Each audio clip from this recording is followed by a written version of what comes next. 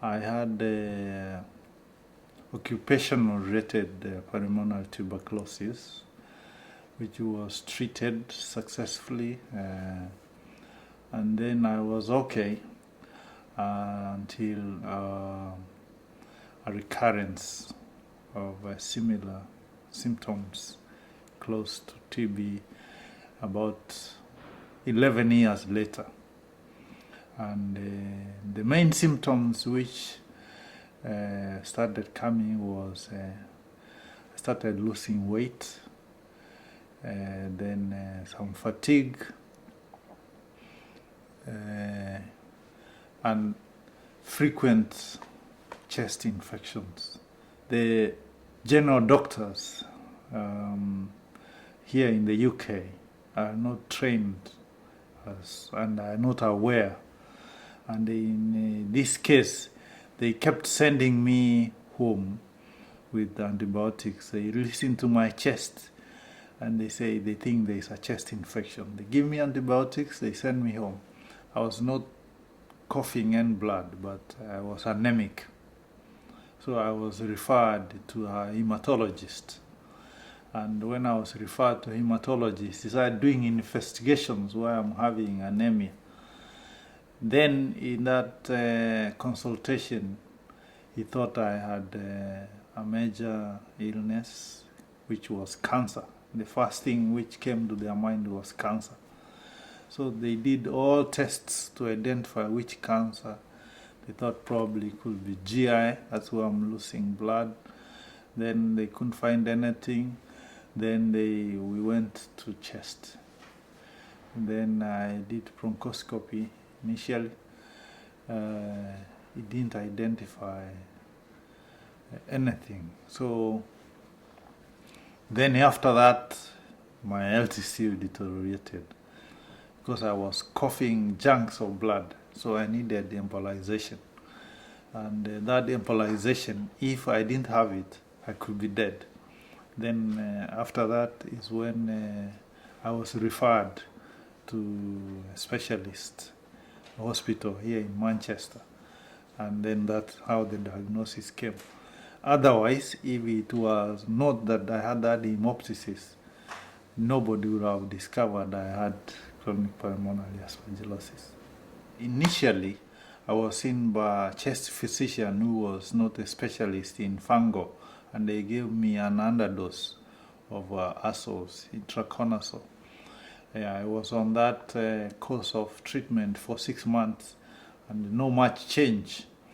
So then is when I was referred to Whitenshaw Hospital, which is Prof. Denning's clinic, which is a specialist in fungal, where they deal with aspergillosis, and they doubled the dose. And after I doubled the case, because my prognosis was very good, I had an option to take the drugs for life. That means the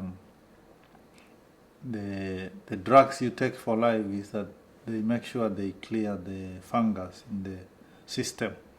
But I had an opportunity to have surgery, and I had one part, the lung part which was affected was completely removed, and they call it lobectomy. So as I speak, I am completely free of any aspergillosis because of the surgery. Why I decided to go for surgery, it was the best option at the time, and it's still the best option because one, I was young. Two, the diagnosis, the prognosis is that this gives you a permanent cure. It solves the problem once and for all. Three is that the treatment, the drugs, antifungals, are very expensive. If I were in a low limited resource country, I wouldn't afford them. The studies show there is resistance. The fungal drugs, there is a lot of resistance. They are ineffective. After you use them for a long time, they are not effective. There is resistance in essence. So I didn't want to get to a stage where the fungal drugs will not be useful to me. To go for surgery in the first place is a very painful and very challenging decision. Surgery is so complicated, number one, because of the likelihood that the other lung, which is well, can be infected. Number two, you can bleed. Number three, the other side effects of surgery, you know as well, there is emboli. At the point of you can even die, so you can bleed. So you have really to be very courageous to take the surgery, as I was. And the other thing is that you may never wake up. Things can go wrong. Then there's the anesthesia. So you can have a bad reaction. So by the time I finished, the surgeon and his team finished, was 6 hours. And given the nature of the surgery, I had to stay ICU for 3 days before I could come out to the general ward or higher HDU. So, but in my case is that after 2.5 days, I was taken back to the ward. My recovery was very good, except that I had a pneumothorax that kept me in the hospital for another 2 weeks. I was meant to stay in the hospital a week, but it ended up being 3 weeks because of the complication.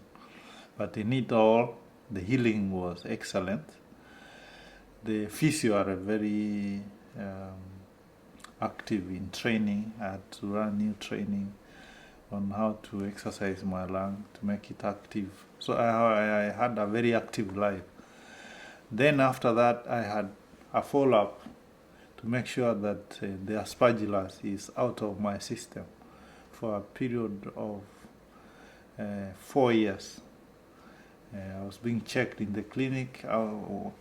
The first 6 months was every month. I'm grateful to God, really, to have given the medical team and the surgical team the opportunity to give me a good, excellent treatment. My health is excellent. I'm free of any medication for the last 6 years. 6, now will be 7 years. Aspergillosis, if there is early diagnosis, there is cure, really. So it's pointless for people to, in the world especially, to be hopeless.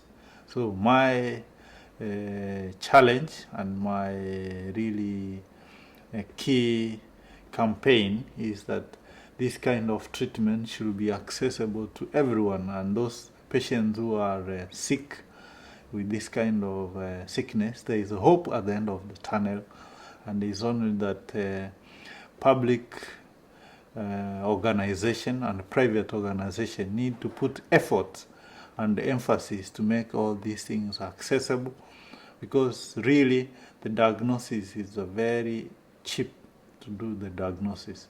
So really is to have the clinicians to be aware what they need to do, and also the patients to be aware that aspergillosis is not a challenge once they have proper diagnosis, because treatment is available. I would like to see that there is really time change in terms of making a diagnosis accessible, and that is by knowledge and education. So because the resources are there, so really is to educate the clinicians to know what kind of symptoms they look at and what kind of treatment is available so that they can give.